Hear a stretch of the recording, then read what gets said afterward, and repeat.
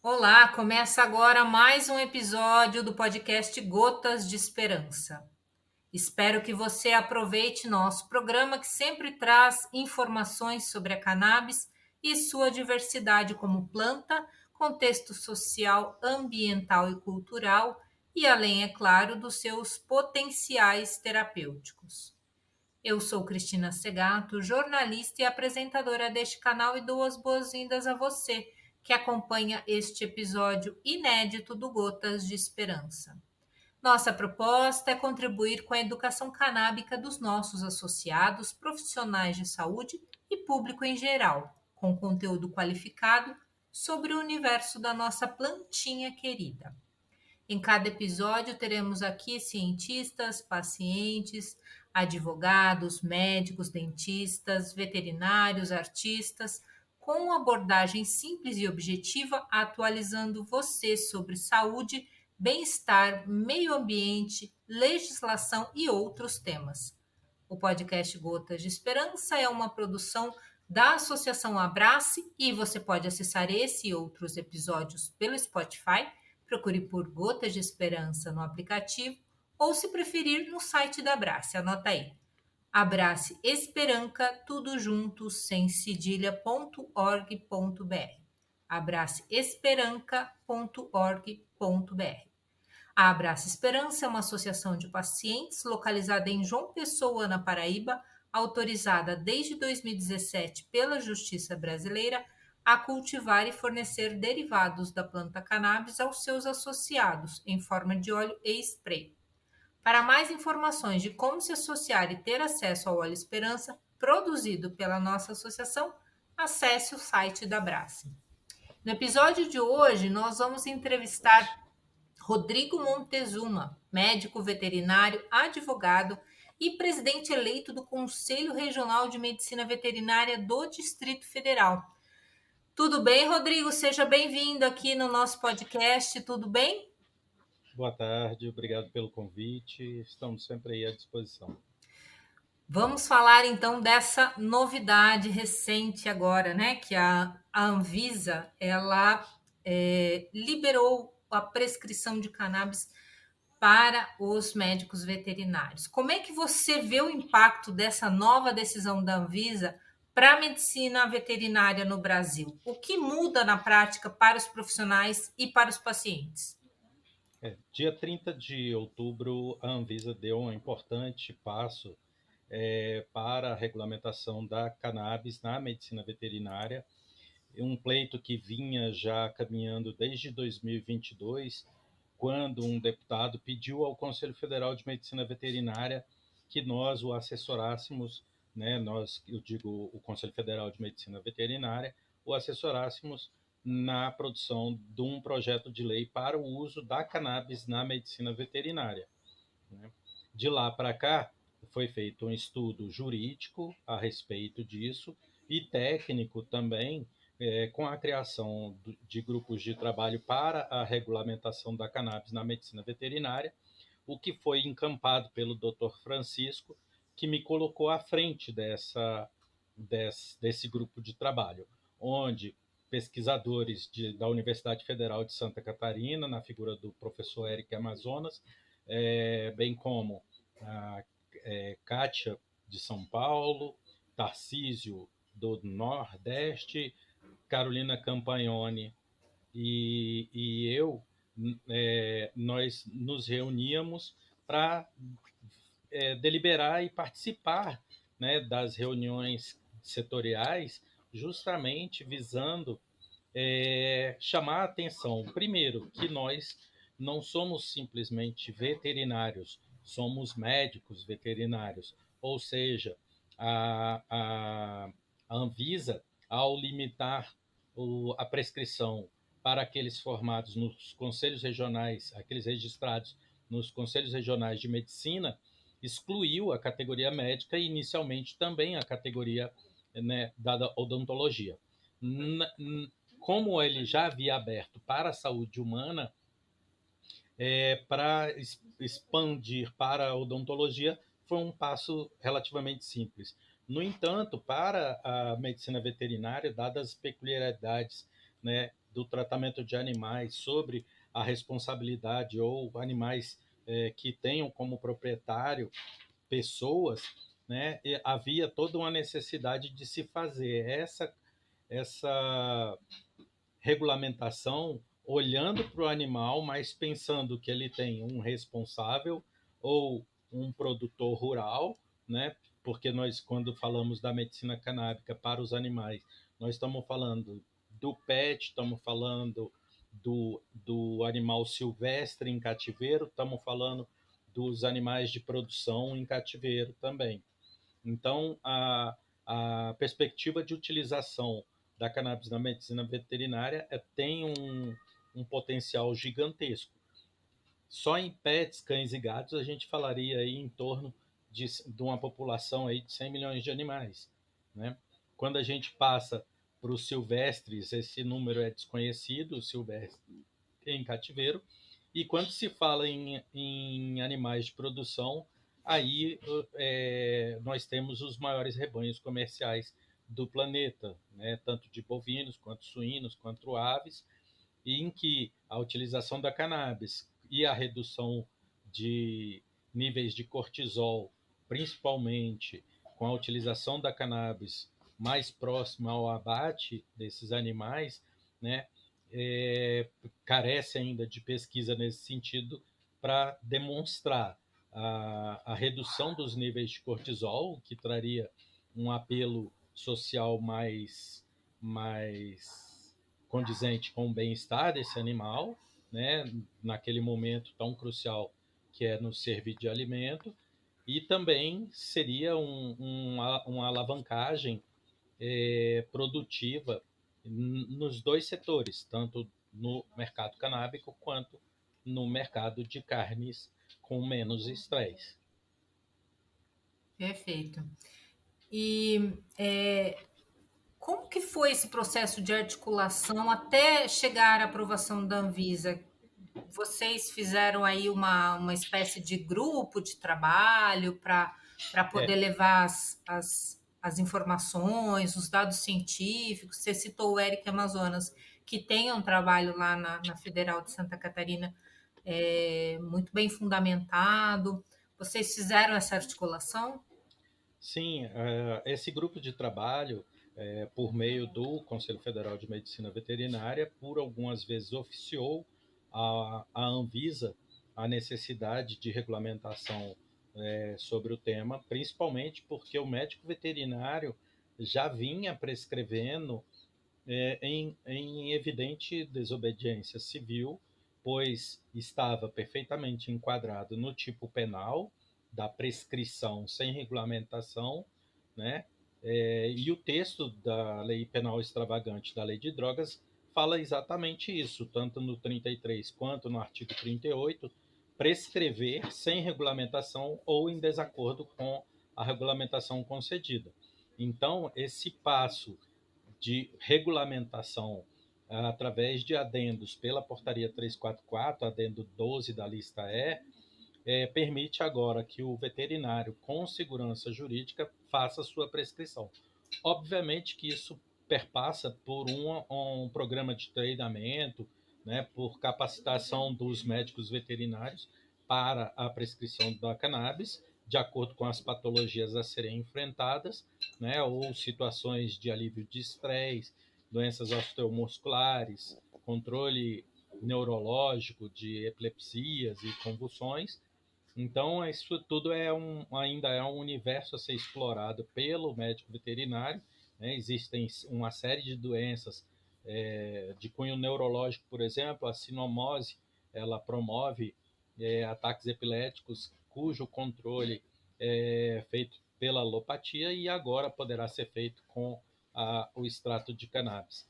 Então, assim, o médico veterinário que antes estava numa insegurança jurídica, podendo responder pelo tipo penal do tráfico ou da prescrição indevida, respectivamente do artigo 33 e 38 da Lei 11.343, que é a Lei de Drogas, agora ele pode prescrever, obviamente observada a regulamentação emanada pela Anvisa e, posteriormente, né, utilizando não só os produtos de uso exclusivamente veterinário, mas também podendo se valer dos produtos legalmente comercializados no país, uma vez que esse adendo ele faz esse permissivo, né, do médico veterinário utilizar os produtos legalmente comercializados no país. Acredito que, num primeiro momento, as associações terão essa disponibilidade, né, mas logo em seguida, muitas empresas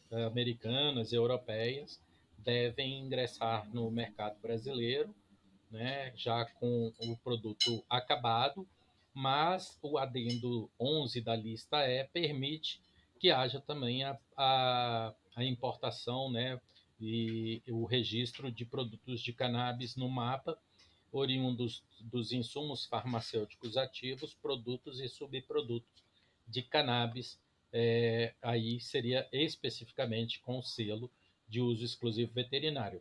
A questão é que o veterinário, o médico veterinário, ele atua individualmente, né, para o cãozinho de companhia, para o gato, né, para aqueles animais de uma determinada pessoa, mas ele também atua em manejos de rebanhos.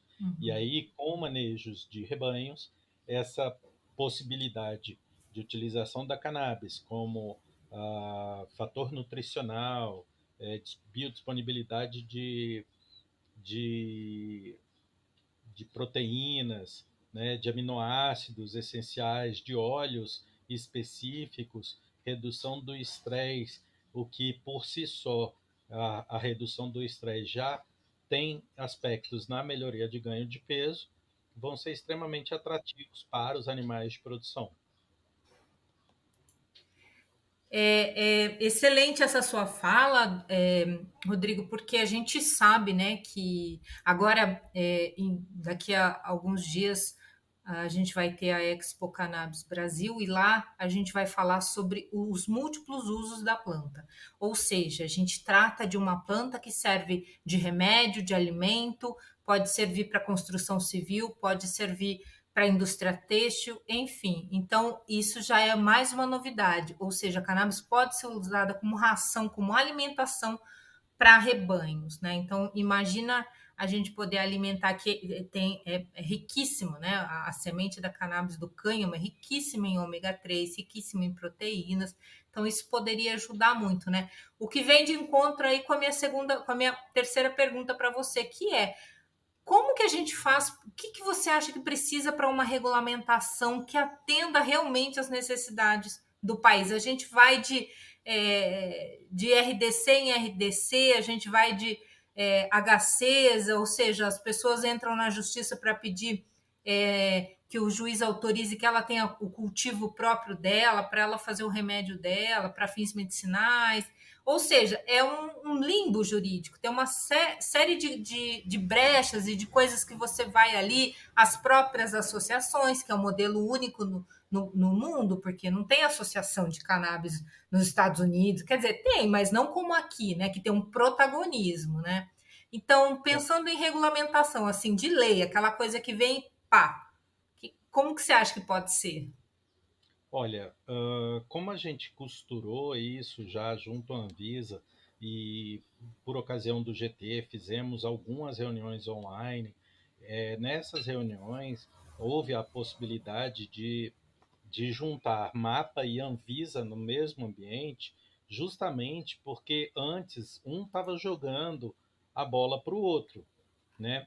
E a gente entrou na conversa dizendo justamente que o mapa jamais iria fazer qualquer coisa relacionada a cannabis sem o primeiro passo a ser dado pela Anvisa, né? E isso foi reconhecido e tanto é que a Anvisa, né, apesar de fazer a ressalva de que não faz regulamentação de produtos para uso animal, para uso veterinário, ela precisa, nesse caso específico, autorizar produtos de cannabis à prescrição, uma vez que ela fez essa autorização para a medicina humana.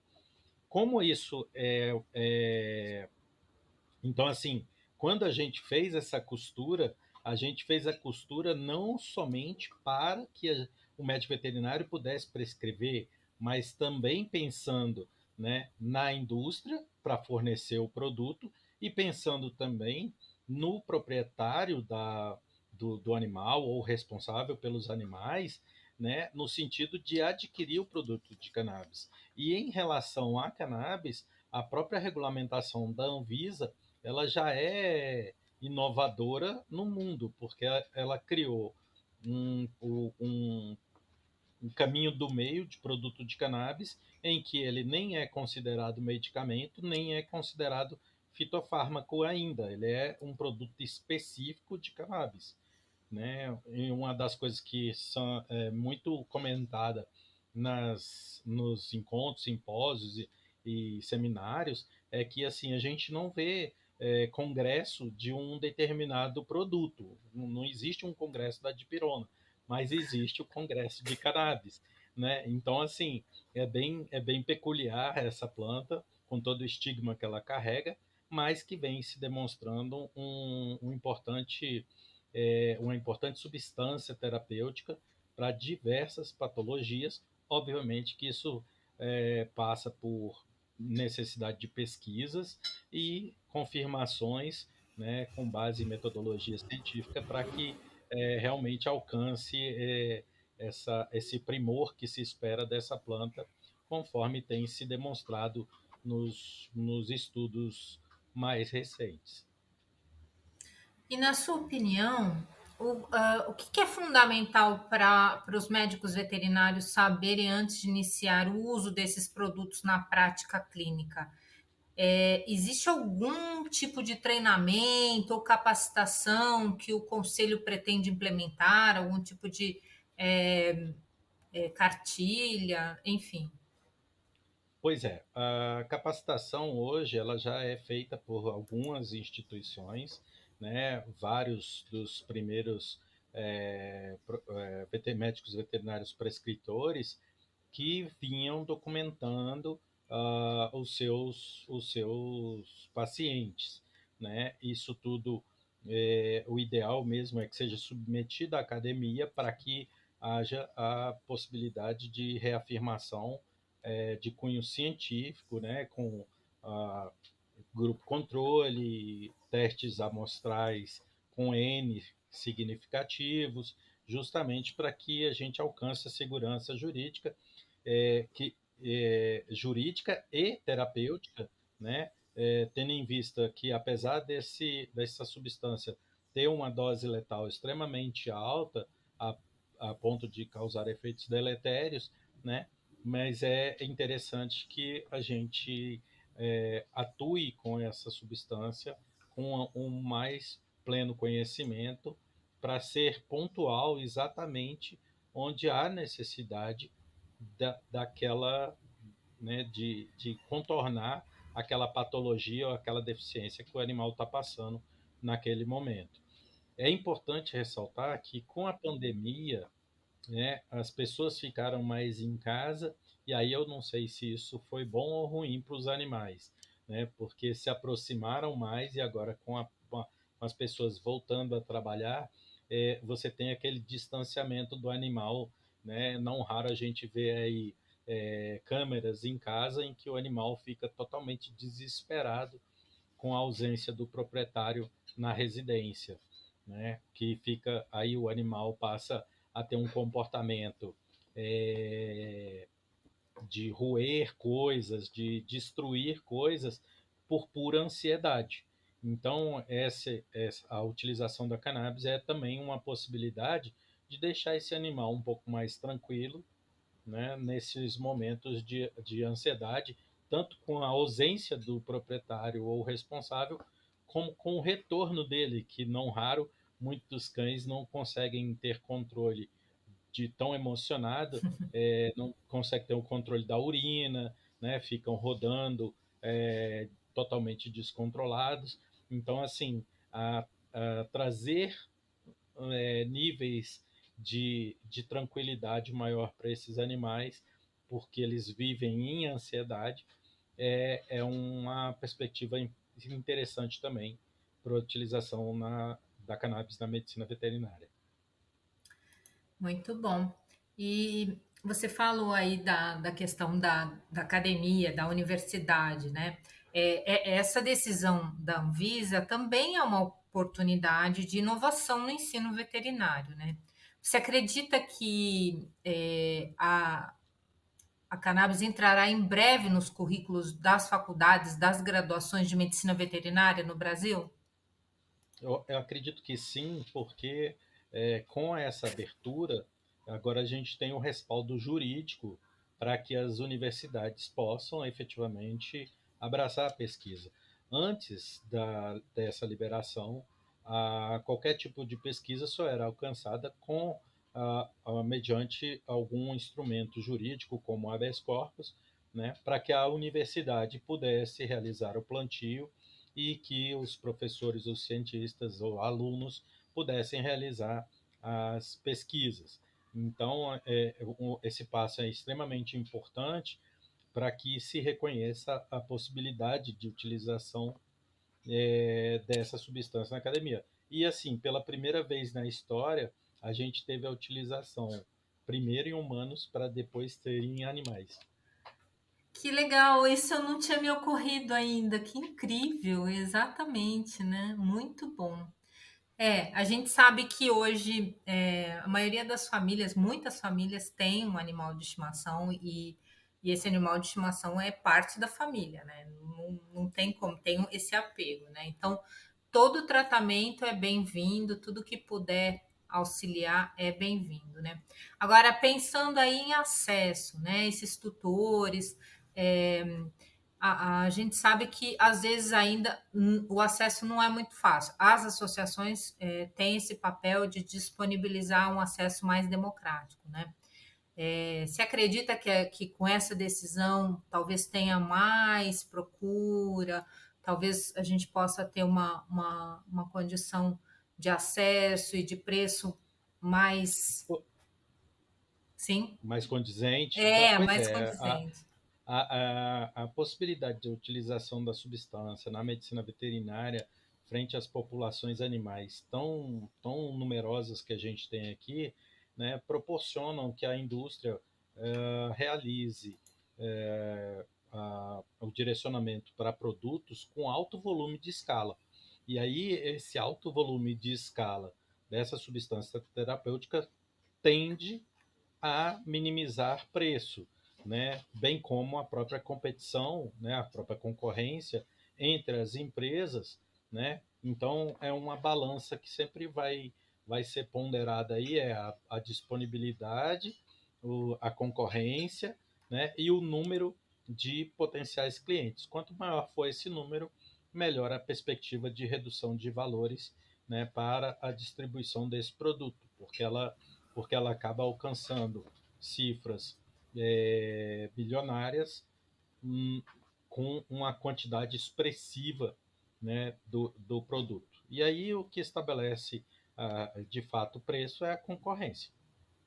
Né? Mas assim, há a perspectiva de que essa disponibilidade tenha impacto, inclusive, na disponibilidade de cannabis para os seres humanos, porque a gente começa, né, com o uso terapêutico, mas como a planta tem infinidades de aplicações, o mais interessante é que, assim, eu vislumbro num futuro próximo é que a gente já esteja produzindo daqui a pouco o insumo farmacêutico ativo no Brasil, tal qual as associações vêm fazendo, né, e colocando esses produtos à disposição dos seus associados. Oxalá que assim seja. A gente aguarda aí uma regulamentação de cultivo no Brasil já há algum tempo, né? Desde 2015 tem um projeto de lei tramitando aí, de lá para cá, de cá para lá, e a gente está aí aguardando que isso aconteça, porque seria incrível para o Brasil poder contar com essa economia, né? Que ia gerar uma economia tanto para o agro quanto para outros setores, né? Sim, Incrível, e a gente ainda está patinando num Congresso extremamente irracional, conservador e antiquado, que não percebe o potencial dessa planta. Sim, não só nessa área, como em tantas outras, né, existe um primeiro momento de lidar com o desconhecido com a proibição. Só que a proibição, na realidade, ela acaba por gerar mercados paralelos extremamente rentáveis em razão da proibição, quando Exatamente. o melhor seria uma regulamentação, né, uma regulamentação com a participação de todos os atores de mercado, né, com todas as pessoas que já estão lidando com isso para justamente ver, né, demonstrar onde estão as fragilidades, onde de repente você vê, por exemplo, a ketamina, né, quando que é de uso praticamente veterinário, tem sido muito utilizada no ambiente recreativo de forma errônea, né? E obviamente quem promove isso tem que ter as consequências da lei que a lei impõe em relação a isso. Então, assim, um mercado regulamentado é um mercado que tem um norte e que tem Exatamente. regras específicas e que as pessoas precisam saber dessas regras, né, para poder atuar com segurança ali, né, desde o prescritor, o farmacêutico, a indústria e até mesmo o proprietário do animal, porque aquilo ali é uma substância, como tantas outras, que tem seus benefícios, mas tem também algumas contraindicações, você tem limites de tolerância, você tem aspectos próprios de cada um dos animais que de repente podem ser intolerantes à substância ou ao meio que está sendo proporcionado, né, o veículo que está sendo proporcionado como carreador dessa substância. Então, assim, é, atuar com responsabilidade. O proibicionismo, não só nessa substância, como em tantas outras coisas, ele normalmente milita em desfavor de uma utilização racional do que quer que seja. Se você coloca regra na coisa, as regras devem ser cumpridas e deve haver uma fiscalização condizente para que se monitore essas regras, para que se monitore a cadeia produtiva, para que não hajam desvios. Exatamente, isso é muito importante. A gente vê, por exemplo, a indústria do álcool, né? Você, menor de idade, não pode comprar álcool, nem no bar, nem na padaria, nem no supermercado, ou seja, é regulamentado. Então, tem uma lei, tem uma força aí que é, deixa as coisas bem orientadas, né? Isso também aconteceria com uma regulamentação de cannabis. E aproveitando a sua fala da ketamina, essa decisão da Anvisa abre precedente para que outros produtos ou substâncias terapêuticas sejam regulamentados para uso veterinário no futuro, né? Você tem alguma outra substância ou tratamento alternativo que poderiam ser benéficos para os animais que ainda não estão regulamentados?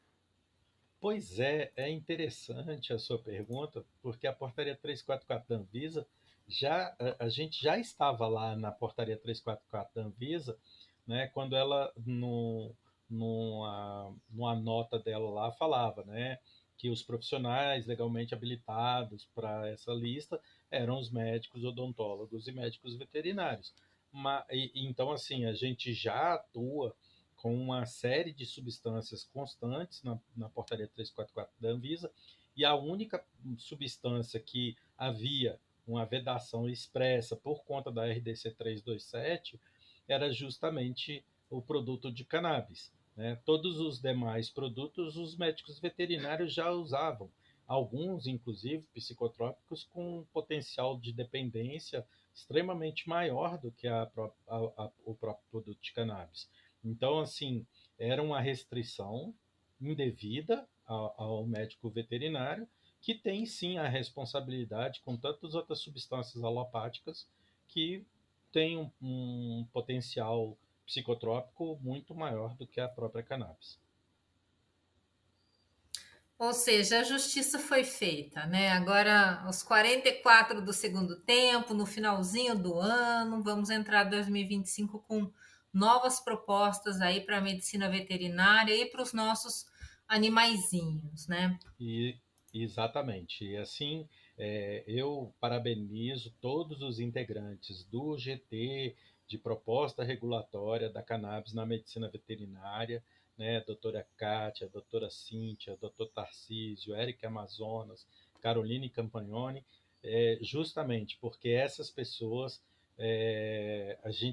você vê, a gente estava desde 2022 tentando a regulamentação via Congresso, via Anvisa, né? E por fim chegou a tão esperada hora. A gente fez uma campanha, né, em prol dessa substância e fez amarrações em reuniões técnicas e ofícios, envio de material científico, de tal forma que a Anvisa reconheceu a fragilidade da regulamentação no momento, né? Inclusive, algumas falas da própria reunião de diretoria, elas são importantíssimas porque elas reproduziram muitos dos nossos discursos, que era a insegurança jurídica, a possibilidade do médico veterinário responder pelo crime de tráfico ou prescrição indevida, né, do 33 e do 38 da Lei de Drogas, e que aquela atuação atípica, né, do médico veterinário prescrevendo sem regulamentação visava a saúde do animal e não a traficância ou a utilização indevida da cannabis. Visava a saúde do animal. E aí a gente alcançou isso e agora então preparar o mercado, né, para esse mercado gigantesco que é a cannabis na medicina veterinária, pois ele tem de ser maior até mesmo do que a cannabis para a população humana. Que incrível, né? E agora em 2025 você assume aí, foi presidente eleito do Conselho Regional de Medicina Veterinária do Distrito Federal. Já tem algum plano para chegar com esse assunto da cannabis aí na sua gestão? Pois é, a gestão ela vai, eu conto aí com os colegas para que a gente tenha uma participação muito grande dos recém-formados, né? A criação de comissões técnicas, de câmaras técnicas, justamente para prestar a assessoria que o Conselho Federal e Regional de Medicina Veterinária tem o papel de órgão consultor no que diz respeito à medicina veterinária e à zootecnia em todos os aspectos profissionais. Então, ter a oportunidade de estar à frente de um conselho é mais uma possibilidade de continuar aí com esse trabalho, né, de alcançar a melhor proposta regulatória para a medicina veterinária. Muito bom. Doutor Rodrigo, nós estamos chegando aqui ao final da nossa gravação, então queria pedir para você se despedir, deixar a sua mensagem final, para a gente poder encerrar aqui o nosso episódio. E te Tá. agradecer por participar, por trazer seu conhecimento aqui para os nossos associados. Eu vou dar um spoiler de um Opa! projeto de pesquisa que a gente está.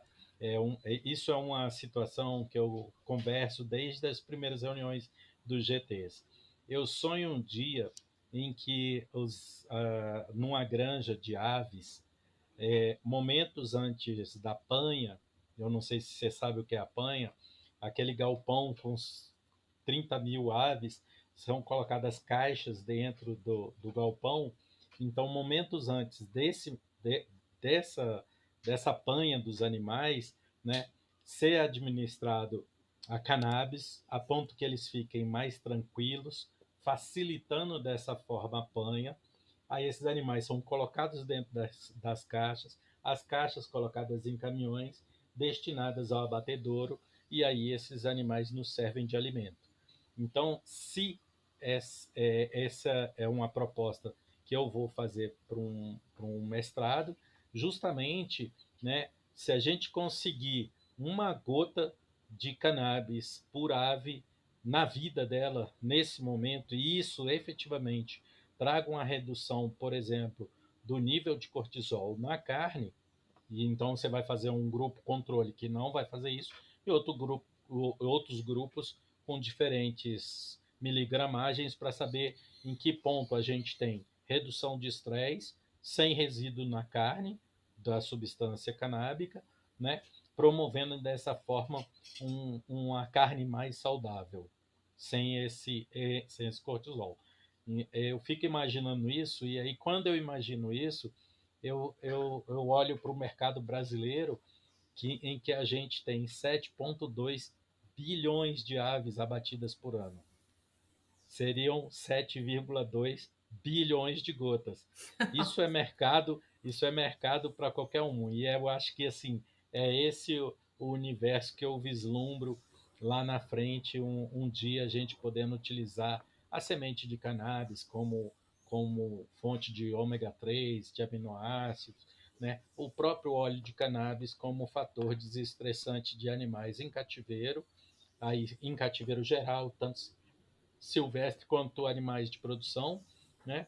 Porque a gente tem no cativeiro, normalmente, uma série de comportamentos estereotipados em razão do estresse de cativeiro, né? Automutilações, canibalismo, e então, assim, ter os animais mais tranquilos é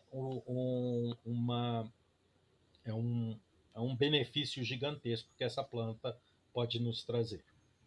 Muito bom. Boa sorte, então, no seu projeto aí, disruptivo, né? É Sim. isso. Muito E eu obrigada. fico, e eu fico aqui sempre à disposição para falar da cannabis e também da medicina veterinária, da zootecnia, sempre que for necessário. Maravilha, pode ter certeza que a gente vai recorrer a você sim, viu? Muito obrigada pela sua entrevista. E termina aqui mais um episódio do Gotas de Esperança, podcast produzido pela Associação Abrace, trazendo entrevistas e debates sobre o cenário do uso da cannabis terapêutica no Brasil. Toda semana um novo episódio no nosso canal no Spotify e você pode acessar também no site da Abrace. Te espero na próxima semana. Um abraço, até lá!